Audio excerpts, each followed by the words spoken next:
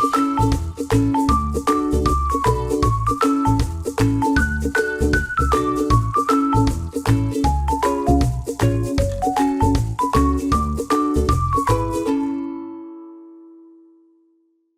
everybody, thank you so much for joining me. I'm so excited to do a webinar with ESGI. We love ESGI. We love what it does in my classroom. I'm actually going to talk about how ESGI helps me fit it all in. But I want to take a moment to introduce myself. My name is Greg Smedley-Warren. I am a real-life, full-time kindergarten teacher in a real-life school, in a real-life classroom with real-life students. I've been teaching for 20 years. I can't believe that this is my 20th year. 17 years in kindergarten, and kindergarten is my passion. It's where I belong. This is where I will stay until they kick me out or make me retire. But I love being in kindergarten. I can't imagine doing anything else. I think it's the best job in the world. And after today, it's definitely the hardest job in the world. I live in Brentwood, Tennessee, which is a suburb of Nashville. I live with my husband, Jason, also known as the Mister, and our 5-year-old daughter, Adelynn Rose, who is in kindergarten this year, which is mind-blowing to me that we have a kindergartner. But it's also been a lot of fun teaching kindergarten and having her in kindergarten, because we're in different schools, but in the same district. And so we're basically doing the same things. And so it's really fun to get in the car after school and I pick her up and she'll say, "Dada, what did your class do today?" And I'm like, we read this book about a dancer, and she's like, "Me too." And so it's been a lot of fun to go on that journey together. And of course, there's our fur baby, that's Dolly, the Bernedoodle, who's been with us now for almost a year. She's a rescue, and she's a 2-year-old wild woman who knows how to open the trash can, loves to steal food, and loves to eat socks. So that's been a lot of fun having a dog in the house again. All right, so that's who I am. Like I said, I'm a real life kindergarten teacher. These are my real life students. This year I have 21 students, 20 of them are in my classroom. I have one special needs student who spends her day in the special needs classroom. She does visit our classroom a little bit each day, but 20 students in my classroom, here they are, all 20 of them. Today they were an emotional train wreck, and we had lots of crying and lots of headaches and stomach aches and finger aches and all the things. They are a wonderful group of kids. As you can tell, they're very diverse. I have mostly EL students. Most of my students are Spanish speakers. This year is a little bit different for my class. Typically, with my EL students, most of them enter the classroom speaking little to no English. This year, my students entered the classroom having a little bit more English proficiency than what I've had the last 15 years or so. So that's been a slight change for me, a little bit of adapting that I've had to do. But I always like to show my students, because everything you're going to hear from me tonight is what's happening in my classroom with my students. I was there all day today with them. I'll be there with them tomorrow. And so everything that I'm going to share with you tonight is what I do in my classroom. It's what I'm doing with my students. And so I want you to know that. And so these are the questions we get all the time. How do you fit it all in? How do you do all the things you do? Do you have required curriculums you must use? And where do you find time for fun? Well, listen, number one, I don't fit it all in, ever. We never, ever get everything done every day that I plan. It's real life. You never know what's going to go on. Last Friday, our school caught fire. True story. Guess what we got done on that day? Nothing. Right after the cafeteria had a little grease fire, we were outside for an hour. We got nothing done that day, right? So we don't get it fit. It's not happening. No one gets it all in. If somebody on social media, as some teacher influencer is telling you they fit it all in, they lying. It's not happening. It's impossible. And that's okay. We overplan because you never want to have nothing to do, right? But you're never going to get it all in. A couple of years ago, I actually sat down and figured out if I did everything that was required of me, all of the stuff, right? The attendance assessments, all of the things that I was required to do every day, it would take me 13 hours a day. Y'all, it can't happen. We're human. We can only do so much. So the first thing, if you don't get anything else out of tonight's webinar, it's okay not to fit it all in. We do have required curriculums that we use. And so I'm not going to name them. I will not name the specific curriculums, but we do have a required foundational skills curriculum. We do have a reading curriculum. It's a knowledge building curriculum. And we have a math curriculum. The foundational skills and reading curriculum, we've been using those, I think this is year 4. The math curriculum, this is year 2 of the math curriculum. And so the answer to that question is yes, we have required curriculums. And what you're going to see tonight is, yes, I use the required curriculums, but you're going to see how I do it in a better way. I do the curriculums because that's what's expected of me. That's what is my job, right? I have to use the curriculums. And so you're going to see what that looks like in my classroom and how we find more time for fun. So this is something that actually has been very important for me. And this is something that was introduced to us when we adopted our reading curriculum 4 years ago. So fidelity basically means word for word. Like you read the script word for word. Using a curriculum with integrity means that you adapt the materials to the student needs while still keeping the intent of the curriculum, right? And so what you're going to see tonight, what I do in my classroom, and what was actually presented to us by our district is teaching with integrity. So we're going to teach the curriculum, we're going to use the curriculum, but we're going to adapt it to meet the needs of the kids. What I love about this topic, because we all know how we feel about the word fidelity, and we know how curriculum companies push fidelity, but one of the articles you see linked on this very slide is from the very company that publishes our math curriculum, and they were actually, the article from the math curriculum company talks about how important teaching the curriculum with integrity is.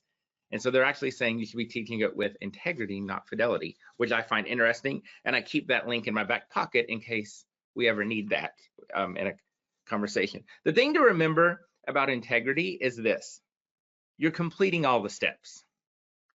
And that's what you're going to see tonight, is we're not taking anything away from the curriculum.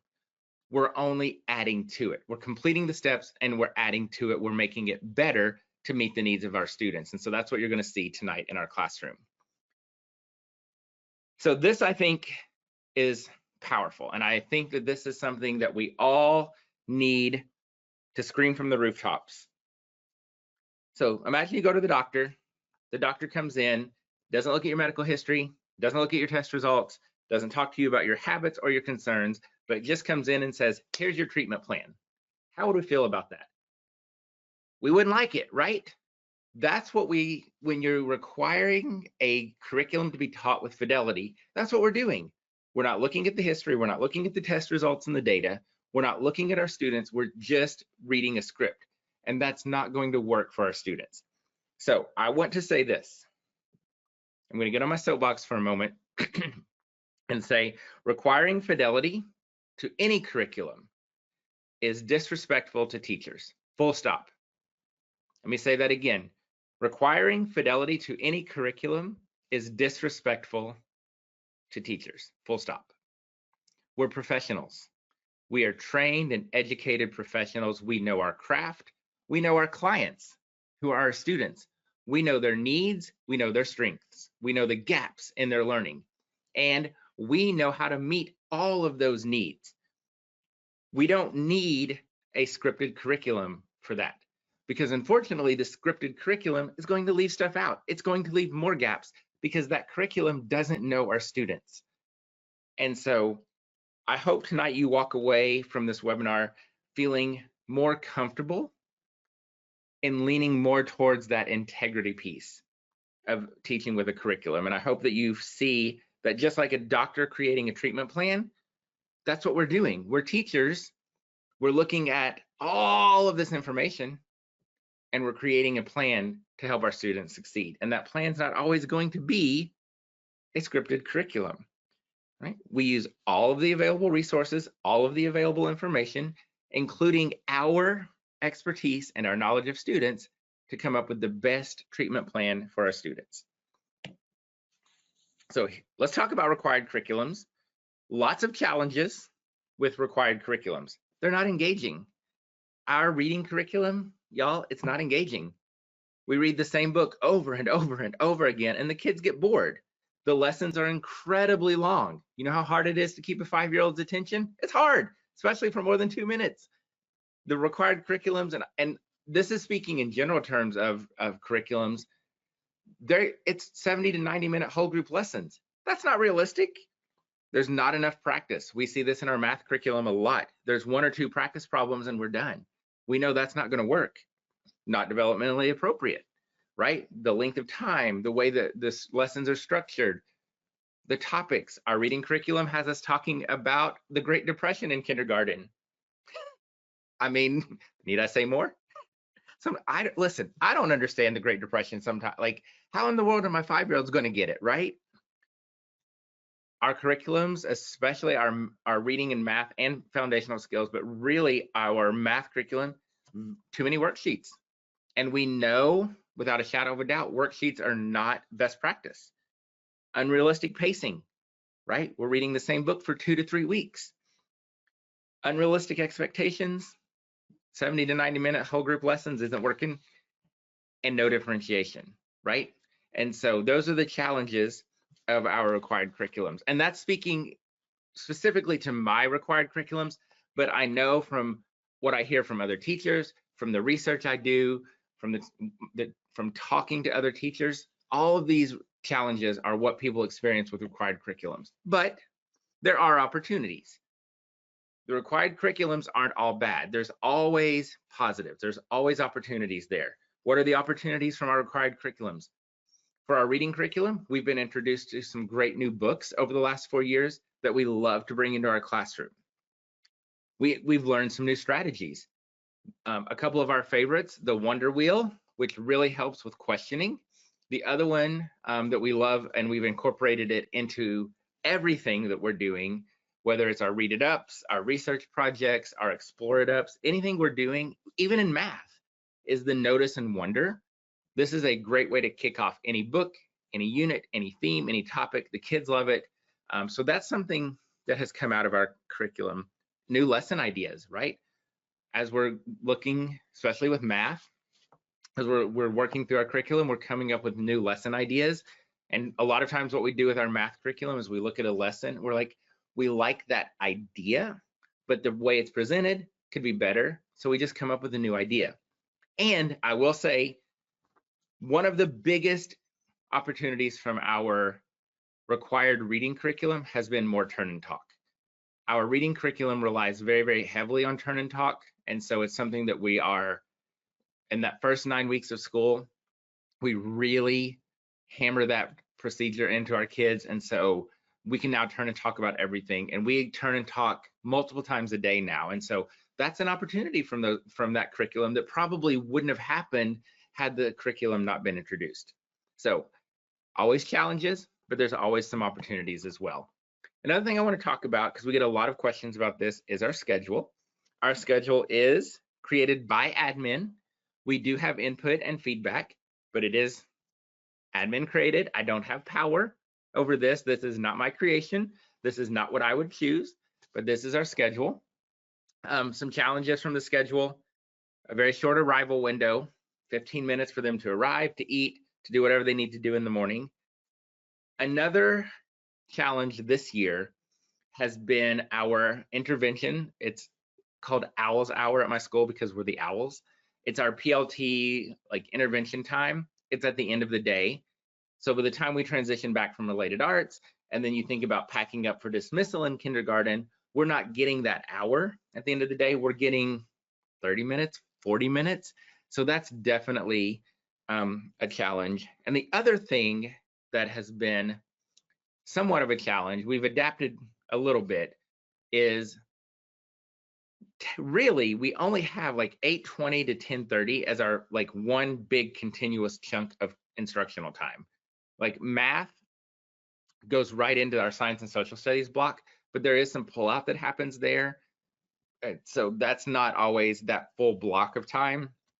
So only having that one big block of time in the morning has been a challenge, because like today we did balloons over Broadway and we needed a big chunk of time to do our balloons. So it had to happen in that morning block. So that is definitely a challenge. But there are also opportunities in the schedule. We do have a science and social studies block. It's a 30-minute science and social studies block, which is fantastic. Love that, because we can do research projects, right? We can pull in holidays into that, right? We can do Thanksgiving stuff during that time. We can paint turkeys, all that stuff, because that's social studies. So that is a very nice opportunity. And that PLT, that intervention block, even though it's at the end of the day, even though we're not getting the full hour, we do have flexibility with that time. And so we really take advantage of that PLT time to do more small groups, more centers, more art projects, more fun stuff. And so those are some of the opportunities in the schedule. The thing about the schedule is to make it work for you. Find some flexibility in there. It's there. I know we say, well, I don't have any flexibility. Yeah, we do. We always have a little bit of flexibility. And so what you're going to see is how we find those flexible minutes in our schedule to do some of our fun things, to use some of our Kindergarten Smorgasboard resources, and to better meet the needs of our kids. So, prime example, here's an opportunity in our schedule. We have that science block from 12:15 to 12:45. So that's a perfect opportunity to do mad science experiments, but 30 minutes isn't long enough. So guess what? On Thursdays, what we do is we switch those. I didn't ask permission. It's not official. It just happens in our classroom. So from 12:15 to 12:45, we're doing PLT. Usually what I do during that time on Thursdays is the kids go to math centers. I pull math small groups. Then that PLT block on Thursday afternoons is when we do our hands-on science experiments, right? So we're just kind of switching those. We're doing everything we're asked to do. We're still getting our PLT intervention time. It's a math focus on Thursday, and we're meeting science and social studies standards and having fun. We're getting to do hands-on science experiments, right? And guess what? A lot of times the science experiments are done and we usually have 15, 20, 30 minutes left over. So guess what we do? The kids go to centers, I pull more small groups. So just because we're flipping those times and doing something extra, something fun, doesn't mean we're not also doing other things. So that's a good opportunity to find that flexibility in your schedule. Same thing with research projects. We want to do holidays around the world in December. So guess what? We're going to use that science and social studies block. We're going to use that PLT block for those. We're meeting science standards. We're meeting social studies standards. We're building vocabulary. We're writing. But more importantly, we're bringing the curriculum to life, right? And so one of the things to think about is, how can I connect this to the curriculum? So one of our reading modules, reading units later in the year is continents. So guess what? When we do holidays around the world in December, we're going to connect that to what we learn later in the year. So there's a way to tie in the curriculum as well. And so, but that gives you an idea of some of those opportunities. One of the things we do a lot of in our classroom, and people ask about this a lot, is we do a lot of art projects. Because why? Kids need them. The research is rock solid, overwhelming about the benefits of doing art projects in the classroom.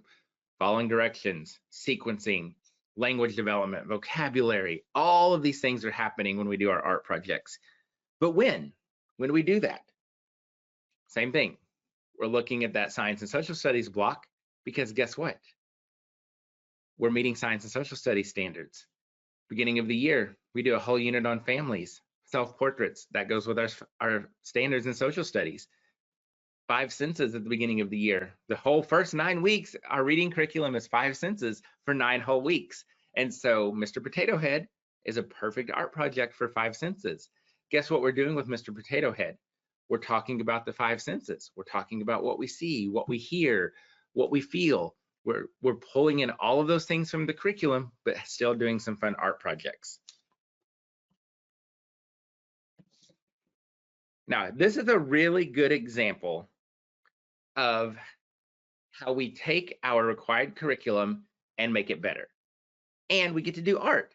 So in our reading curriculum, this is you see right there in front of you, there is the actual page from the curriculum. This is the activity they want. So this is in our first unit, lesson 14. It's all about details. We've been working on details. So the kids get this worksheet and they have to add details. Okay. You know how long that's going to take them? About 2 minutes. And they're done. So as a team, and we said, you know what would be better? Is if we let the kids do an art project and create the same picture from the story and add details. So that's what you see. So exact same lesson, adding details from the story. Same thing. Which one is better? 2 minutes with a coloring worksheet or an art project where they're working on fine motor skills, following directions, sequencing. And guess what they're doing? The whole time they're working on this art project, they're talking about the story. They're talking about what's happening in the story. They're using the vocabulary from the story, right? Notice the details. What do you notice? The buildings, those colors came right from the book. The different colored windows, right from the book. The rainbow, right from the book. So I can tell by looking at this art project that my kids understood the details. They know what details are in a story. They know how important those details are. Would we have gotten that from the worksheet? Probably not. And so this is an example of how we did exactly what was asked of that lesson. We just did it better. Another thing we do every Friday is Foodie Fun Friday, where we make a snack. We cook or make a snack to go with the theme, book we're reading, holidays, whatever. And again, same thing. We're using that PLT block on Friday afternoons. It's Friday afternoon. It should be fun. And so again, we have flexibility in how we use that time. And so in our classroom, we are just using that block of time on Friday afternoons for Foodie Fun Friday. Vocabulary, following directions, sequencing, language development, right? All of those things are happening. So we're having a blast because we're making a creepy crayon cookie and then we get to eat it, but there's also a lot of learning happening as well. Now, this is something that I hope you all take away from this. The first thing I want to mention are flex days. So what we've started doing is the way our district scope and sequence is laid out, we have basically 4 lessons a week with our required reading curriculum. If you need to, you can split one of those into 2 days, but we don't ever. And so that leaves Friday as a flex day. So Friday, we have a lot of flexibility to read fun read alouds, to do art projects, to do all the fun things that we want to do. So that's really nice that we're able to still follow the scope and sequence, but we have this flex day to do fun things with. The other thing is theme days, these special theme days that we do. Unicorn Day, Mermaid Day. In October, we do Creepy Underwear Day, Creepy Crayon Day, Creepy Carrot Day. So here's how this works. So basically what I do is I go to admin and I say, on April, I want to say 19th is National Unicorn Day. I want to do Unicorn Day in my classroom. And I'm going to do unicorn stuff all day. And I say, here's the plan. So I actually go to my admin with a plan. Here's the content that I'm teaching. This is the book I'm reading. These are the standards. This is the writing activity. These are the standards. This is unicorn math. These are the standards. Guess what? All of the things that we're doing that read aloud, I'm using whatever the skill we're doing in our reading curriculum. Unicorn math is whatever skill we're teaching in our math curriculum. So we're teaching the same skills and the same standards. We just change the theme for the day. Show them the plan. Show them what you're learning. And a lot of times they're going to be okay with it. Going in with a plan and showing them specifics makes all the difference. How are we meeting the standards? How are we meeting student needs? Give them data, right? Because if you have a plan, it's a lot easier for them to get on board than just saying, I ain't doing that. I'm doing Unicorn Day tomorrow, right? Go in with a plan. Give them specifics. That really does help admin a lot. Now, here's the thing. With required curriculums, it is what it is. We have to make it work. We teach kids. We don't teach little robots. And so we have to figure out how to make it work. So my biggest tip for required curriculums is to teach them at a more natural pacing. We can't force a lesson to last a set amount of minutes. I ran into this several years ago with a former administrator, my former principal.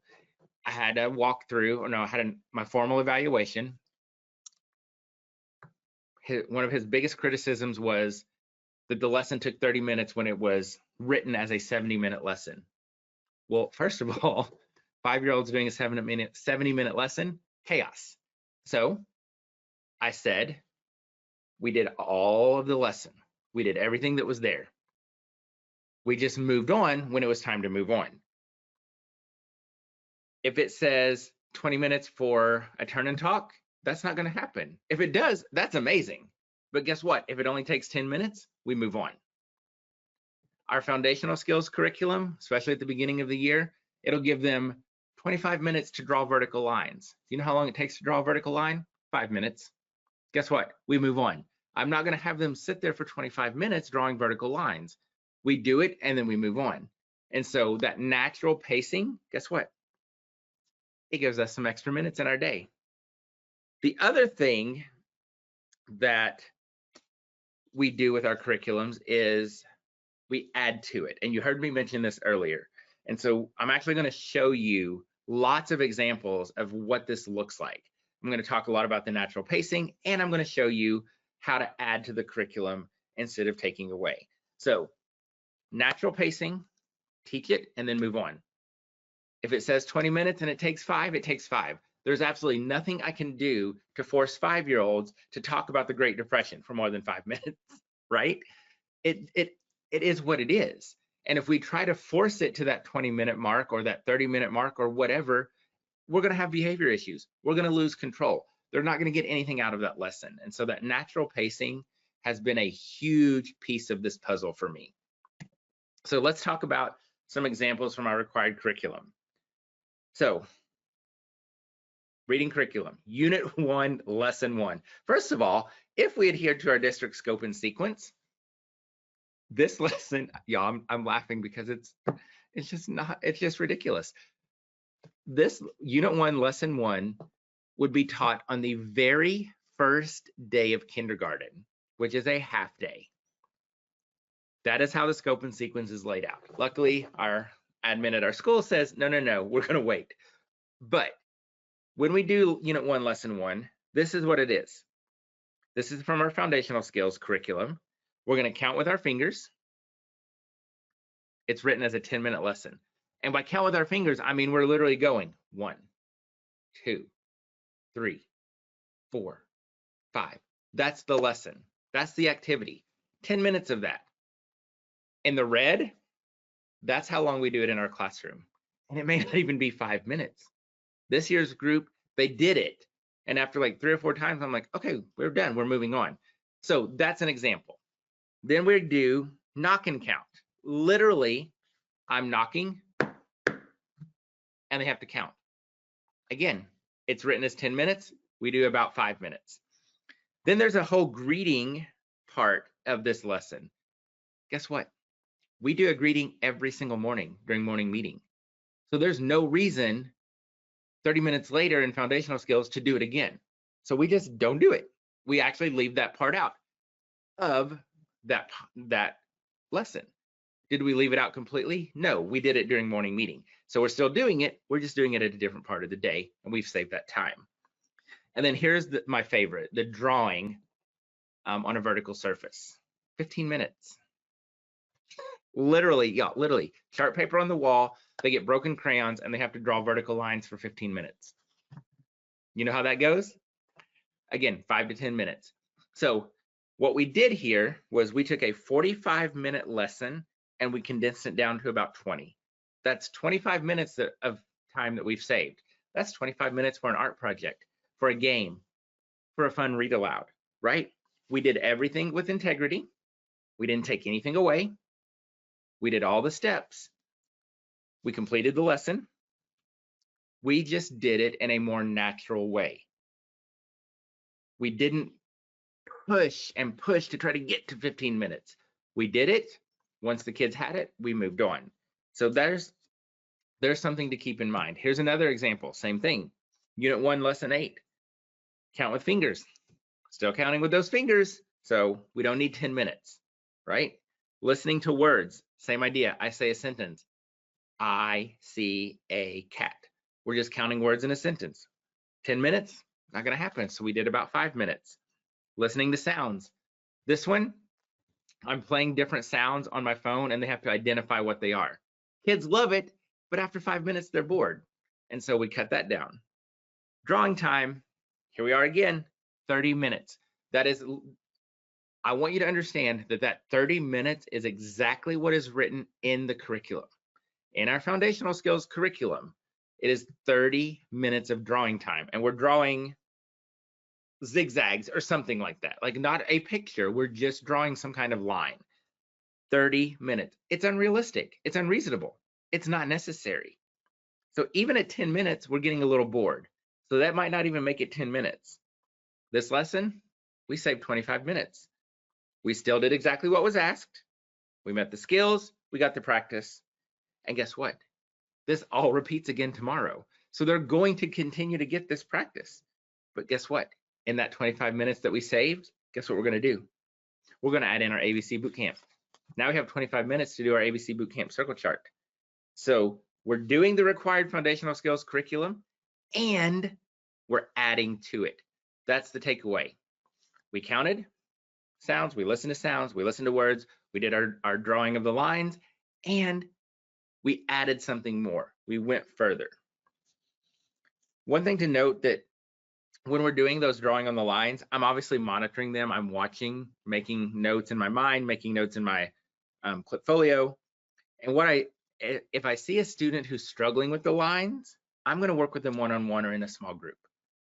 There's no reason to force the whole group to keep going when I can pull my 2 or 3 kids together in a small group and work on that line, right? And so we're not just going on.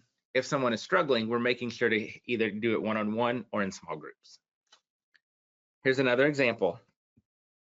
Unit 2, lesson 6. We're doing some picture card blending. I'm basically saying at and have found the picture of the cat. Again, written as 10 minutes, it took them 5 minutes. We play Guess Who. Kids love this game. I say, who in our classroom, whose name starts with and they all yell out, Nelson. Guess how long that takes? 5 minutes. If we followed the curriculum only has me doing 4 or 5 kids a day for 10 minutes. I can do all 20 of my students in 5 minutes. Isn't that much better? And we're still saving time. All right. And then there it is, more drawing time. Today, only 25 minutes, right? But we still have the drawing time. So again, an original 45-minute lesson down to 20 minutes. We did everything that was asked. We completed all the steps. And we added to it, because guess what we're going to do? With that extra 20 minutes, we're going to add in phonemic awareness bootcamp. So we're going to get even more, right? So we're adding to it, we're giving them more. Another way you could save even more time is that Guess Who game. You could move it to your morning meeting. It could be an activity. You could even just pull that out of that lesson completely. Or, we love this, the Guess Who game could be great for transitions or lining up. We're getting ready to go somewhere, I can say, if your name starts with get in line. And I pulled it right out of that lesson. We still do it, we're just saving some time. Moving on a little bit later down in the road, the curriculum, we're now away from the drawing lines for 30 minutes. If you can't tell, that annoys me. It's one of my pet peeves. So Unit 5, Lesson 1, we've got a warm up. It's basically, we're just doing some phonemic awareness, segmenting. We might be doing some rhyming. But guess what? The curriculum is written so that we do the same thing all week. And so by shortening it from 10 minutes to 5 minutes, we're not hurting anything, because we're still doing it, and we're going to get it again and again and again and again. Then we have some sound riddles. Kids love these. but again, not for 10 minutes. If we're doing the sound I would say, I'm thinking of a word that's the opposite of down, and the kids would yell up. That's the sound riddle. We're moving on. We did it. Then what we have is introduce the spelling. And so basically this is where the curriculum has us introducing a sound. Now, we've already done this because we did ABC boot camp for the first 26 days of school. So when we get to the introducing the sound spelling part, it's really a review for my class because we've already done it with ABC boot camp. So instead of 25 minutes, it takes about 10 minutes because we've already done it. So it's a review, it's an additional practice. The sound riddles, another one you could pull out and put into morning meeting or to put into transition time. So we took a 45-minute lesson, we cut it down to about 20 minutes. So that extra time, we're going to add in word family boot camp. We might add in more decoding and more blending practice because we know if we want our kids reading, they should be blending and decoding, and that's what we want them doing. Or they should be encoding, writing words. And so we're going to use that time, that extra time, to do those skills. Our reading and knowledge building curriculum has every couple of lessons has a deep dive, and it's another 45 minutes on top of a 90-minute lesson that they expect us to do. So this is an example of the deep dive. We have to do a sensory jar. And so basically what the curriculum has is the curriculum has a black and white outline of a jar, and it has 4 to 5, I can't remember exactly, 4 to 5 black and white pictures. And we have to look at them and decide, is that a taste, something we taste or not? And that's it. Okay, but that's not enough. And black and white a lot of times doesn't hold the kids' attention.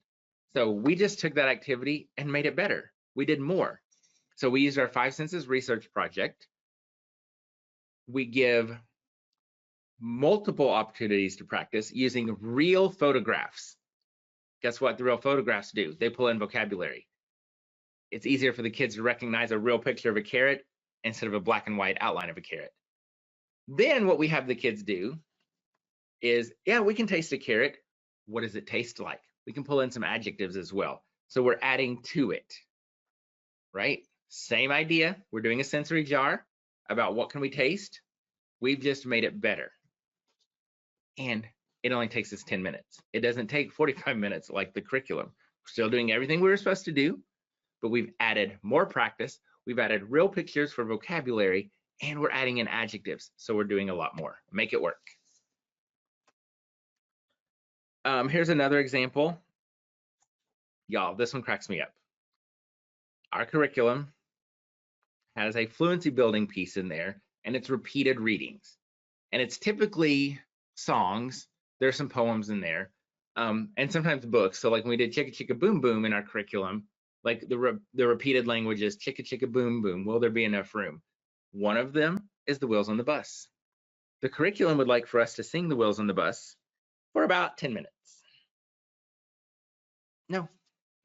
We can do about 2 minutes of the Wheels on the Bus because A, the kids know it, right? And after we sing it a few times, we move on. So we're going to sing the Wheels on the Bus for 2 minutes instead of 10.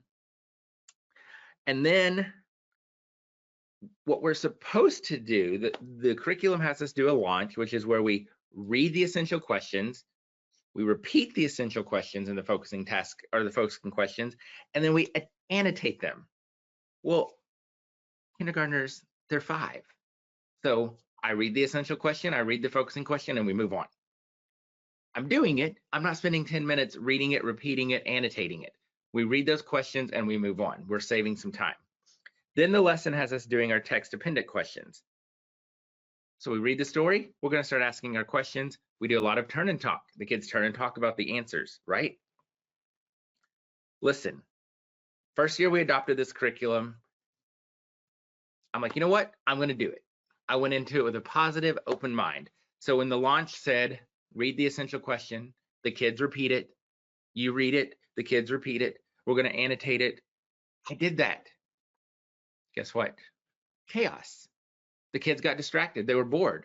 I lost them at the very beginning of the lesson. So I gave it a shot. I tried to do it. It didn't work. So we modified it. Now we just read the questions and go on. Lots of turn and talk because we're answering those text-dependent questions. I ask the question, they turn and talk, we answer the question, and we go on. If I feel like there's opportunity for discussion, we have the discussion, but I don't force it. If that opportunity is not there, we move on to the next question. So again, that's how we speed it up. That's how we're saving some of those minutes. Here's another one. This is from the reading curriculum, Unit 1, Lesson 13. We're supposed to collect evidence. So we're doing text evidence of what CJ hears and what he sees. So the curriculum requires a chart or graphic organizer, but guess what? It's not provided. Of course not, right? So this is a good opportunity for us to utilize our Kindergarten Smorgasboard resources. So this is we're using our Read It Up resource for Last Stop on Market Street. We're using the skills, the lesson, and we're just using the tool of the Read It Up to teach the lesson. The curriculum requires a graphic organizer. It's not provided. So I'm going to pull in our Read It Up resource because it has the materials for the graphic organizer. It has the tools to execute the lesson. The curriculum doesn't give us the tools to execute the lesson. So this is a really good opportunity to supplement that curriculum, to pull in those TKS resources, because I got to have my graphic organizer, got to have my anchor charts, right? I've got to have the recording sheets. I've got to have all the stuff. And so that's how we pull in our TKS resources. We're still teaching the curriculum. We're teaching the lesson with integrity. We're just now supplementing to actually make the execution of that lesson easier. Here's another great example of the curriculum and how we make it better. So in this particular lesson, the kids had to add details to the drawing. This is a picture. The black and white drawing is a picture from the curriculum. The lesson was, you talk about the importance of details, you add details to this image of CJ, and that was it. Okay, 3 minutes, the kids color and they're done. Didn't get a lot out of it. Our approach to this lesson is a directed drawing. So here's how I did this. We do a directed drawing. I don't tell the kids what we're drawing. We just start a directed drawing. They very quickly pick up on the fact that we're drawing a person or a kid. After we finish the drawing, before we add any details, I ask, who is this? What did we draw? Who did we draw? Well, we don't know. We don't know. Who is that? Is it you? Is it me? I don't know. So I've got them, like, now they're invested. And then we start to color. I say, color the pants blue. We color the pants blue. I'm like, who is this? They're like, I don't know. Who is it? Maybe it's me. I have on blue pants. I don't know. I'm like, color this shirt yellow. Color the shirt yellow. And usually by this, once the shirt is yellow, somebody picks up that we've drawn. They'll be like, it's CJ. So then we continue to add details.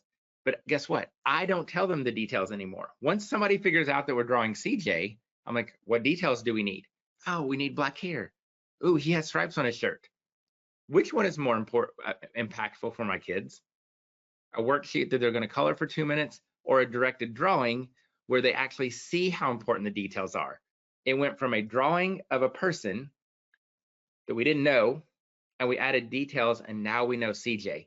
Talk about powerful. They really get the importance of details, and they're also pointing out details. So we did the lesson. We added details to a drawing. We added details to CJ. We just did it better. We didn't take away. We added to. Directed drawings, fine motor skills, spatial awareness, following directions, right? And we're still getting the text evidence and the details in there as well. Here's another one. Another example with the deep dive in our curriculum. We have this activity where they have these cards. And so basically it's like, what do you see? What do you hear? And so you're supposed to give the kids these cards. One has an eye, one has an ear, and you read off examples. And the kids have to hold up the card. Can they hear it? Can they see it? We've done this throughout the entire curriculum, like the entire module of 5 senses, right? So we move on. Like, we're not doing it. We've already done it. They've drawn about it. They've written about it. Maybe I do it for a minute. Maybe I'm like, the sun. And they're like, we see it. I'm like, drums, we hear it. I don't even use the cards. I can just have them talk about it, right? Then we can focus more on the vocabulary. Because in the deep dive, not only are they doing that activity with the cards, then they're focusing on some vocabulary. So we're going to spend a few minutes on that vocabulary. But guess what? We've already talked about the vocabulary in one of our previous lessons. So there's no reason for a 70-minute lesson to be a 70-minute lesson when we've already done all of this stuff. And so we're going to do it for a couple of minutes, and then we're going to move on. And so this lesson went from 70 to 90 minutes to about 30 minutes. Guess what? All of that extra time is now centers and small groups, because my kids are going to get much more out of a 30-minute whole group lesson and 40 minutes of small groups and centers than they are a 90-minute whole group lesson.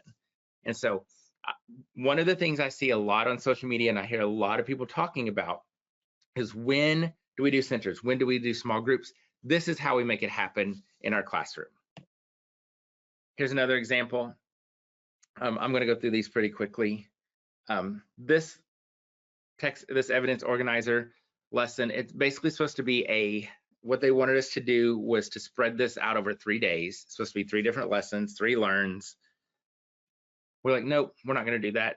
We did the main idea on one day, we did the evidence organizer on the second day, and then we were moving on. In this unit, there was the main idea was a lesson, the evidence organizer was a lesson, and speaking with a strong voice was a lesson. Guess what we work on all the time in kindergarten? Speaking. Our morning meeting is all about speaking with a strong voice. We don't need to spend 30 minutes in whole groups talking about that and doing that, so that goes away. So we use our farm research project. After we read the farm animals book, it took us 10 minutes to do the evidence organizer. There was no reason to spread it out for 2 days, so we've saved ourselves some time. We're doing everything that's asked. I hope you're seeing how this is working. We're doing what's being asked. We're doing the curriculum. We're just doing it in a much more kid-friendly, developmentally appropriate way. We're teaching it organically. We're moving through that at an organic pace, and we're adding to make it better. Same thing here. We identified the key details. We shared the key details. We expanded on our sentences. No reason to spread it out for 90 minutes. It took us about 30 to 40 minutes, and boom, we're done. Again, same idea. Notice and wonder. We did a sort. We talked about what questions we had. This is in our curriculum. This is actually 3 separate activities, 3 separate lessons in one day. We just combined it into one. There's no reason for it to be spread out. We can talk about the key details, right? As they share those key details, we get them to expand that sentence. So we're doing everything that's asked. We're just doing it more efficiently, more organically. We're saving time. We're making it more kid-friendly, more kid-appropriate. Ask and answer questions. We're not going to spend 90 minutes. It took us 25 minutes to ask after we read the book Now and Ben. These are the questions that the kids had. A lot of them, as we came up with the questions, we figured out the answers.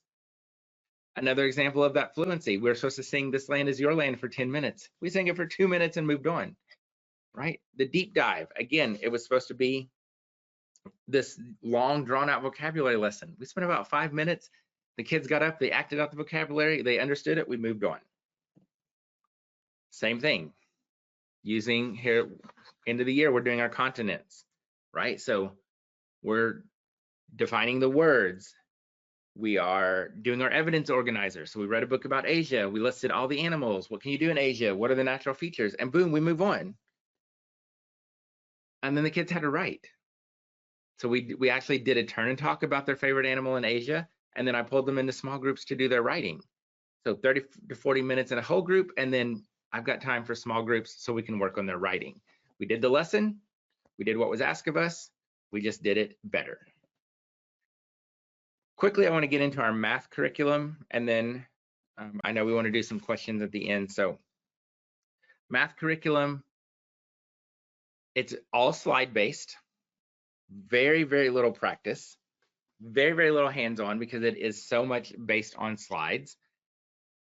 I mentioned this at the beginning, lots of great ideas, lots of great activities in our math curriculum, but it's so slide-based, there's no time, there's no hands-on.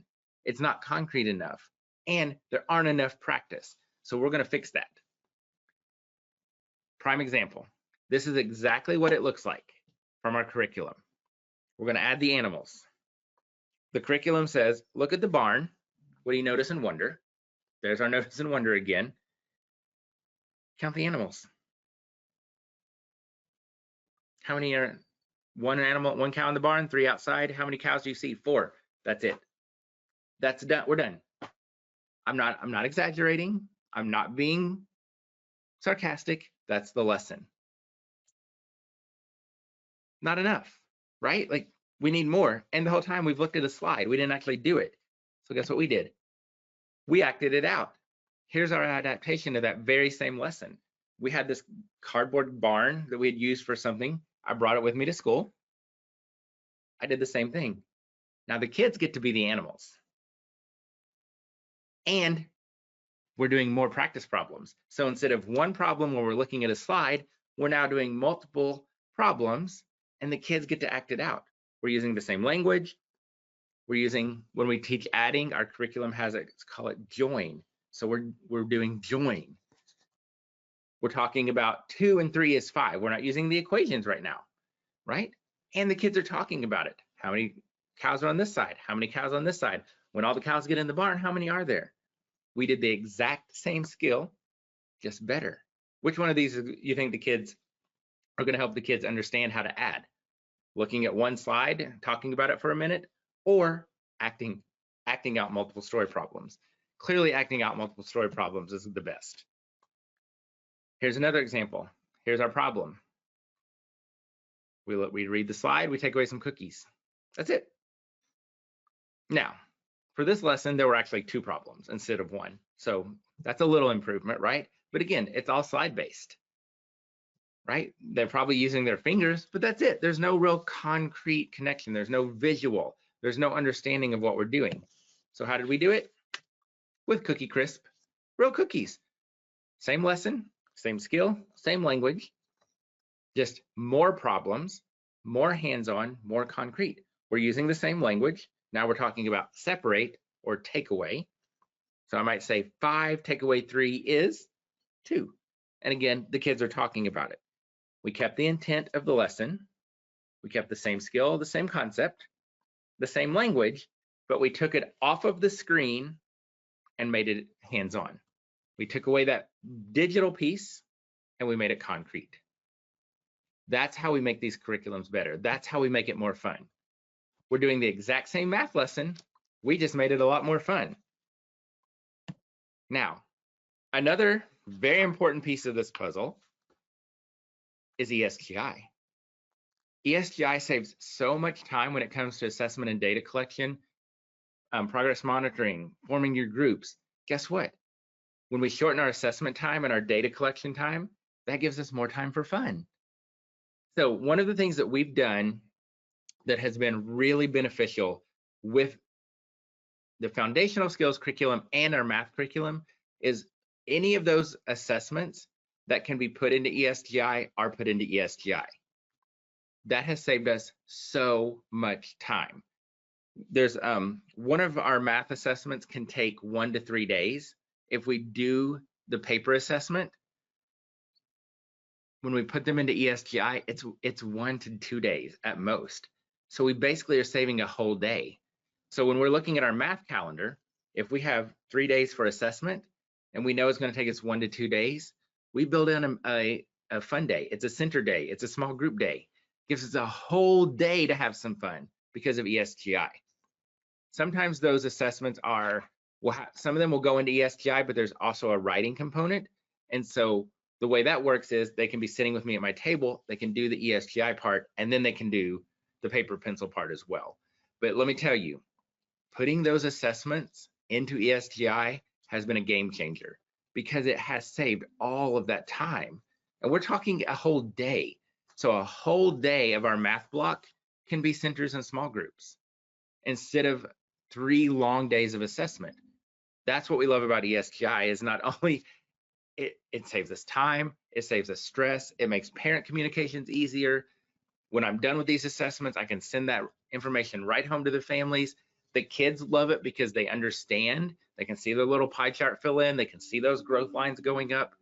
But it's giving us back our time so that we can have more fun in our classrooms, so that we can do art projects, we can do fun read alouds, we can do more small groups and more centers. And so we love that ESGI is helping us manage these required curriculums, helps us fit it all in and bring more fun into our classroom. And so Brandy mentioned at the beginning of the webinar, we do have a fun little freebie for you. We will be sending you an email from the Kindergarten Smorgasboard with your free file. And it's just a fun letters and sounds game for you to use. We have these fun, my kids are obsessed with all things disco ball, which is why they're in my classroom. It's meant to be. So we have these fun little disco themed leaves. And so we'll be emailing this out so you can do letters and sounds. It can be, you could do letter recognition. There are recording sheets included. It's great for centers. It could be a whole group game. It's great for small groups. And so it's just our little way of saying thank you, and just makes bringing more fun into your classroom a little bit easier. So again, we'll be getting this sent out to you in the next couple of days. So we hope that you will enjoy that in your classroom. And I want to end with this. There is not a curriculum in the world that can do what we do. There is not a program in the world that can do what teachers do. The only people who can teach our kids is us. Curriculums can't do it. Worksheets can't do it. Computer programs can't do it. We do it. We teach kids, period. And that's what I want you to remember every day when you walk into your classroom, that you are a professional, you know your students, you know how to help them, you know how to support them, and you know you're going to do what's best for them. We don't teach curriculum. We teach kids, period. And I'll end it with that.